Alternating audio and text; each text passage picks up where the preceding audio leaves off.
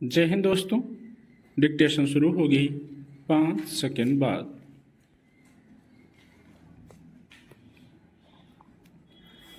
करीब 2 वर्ष पहले श्रीलंका में उपजे आर्थिक संकट के बीच जो हालात पैदा हुए थे, उसके मद्देनजर यह आशंका स्वाभाविक थी कि इस स्थिति से निकलने में देश को शायद काफी वक्त लग जाए, मगर चुनावों के बाद अब वहां एक तरह से नई सत्ता की स्पष्ट तस्वीर उभर कर सामने आई है।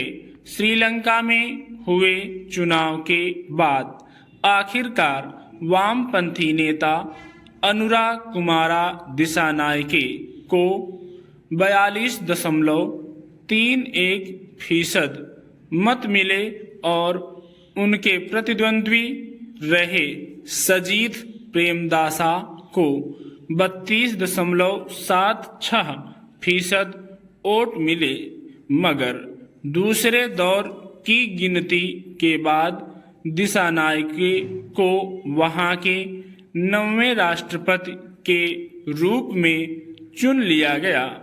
दिलचस्प यह है कि सन 2019 में हुए राष्ट्रपति चुनाव में दिसानायके को सिर्फ 3% वोट मिले थे। यानी कहा जा सकता है कि इस बीच श्रीलंका में आर्थिक संकट और बिगड़ती स्थिति के बीच मुख्यधारा के बाकी राजनीतिक पक्षों में से किसी की भी आम लोगों की अपेक्षाओं या उम्मीदों के बीच जगह नहीं बची थी।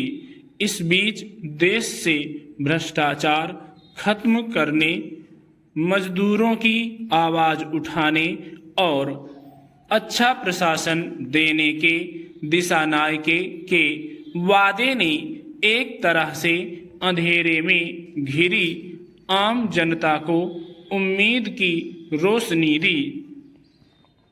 निश्चित रूप से श्रीलंका के लिए यह एक नई बयार है और उम्मीद की जानी चाहिए कि वह कुछ वर्ष पहले भिन्न धार्मिक पहचान पर आधारित हिंसा से लेकर व्यापक आर्थिक संकट की वजह से पैदा हुए व्यापक अराजक विद्रोह के हालात से आगे की राह पर कदम बढ़ाएगा। दिसानायके की जीत को श्रीलंका में नस्लीय या धार्मिक कट्टरता के खिलाफ जनादेश भी कहा जा सकता है, मगर भारत और उसके पड़ोसी देशों की इस बात पर नजर रहेगी कि नई भू राजनीतिक परिस्थितियों के बीच अंतर्राष्ट्रीय संबंधों के समीकरण में श्रीलंका क्या रुख अख्तियार करेगा।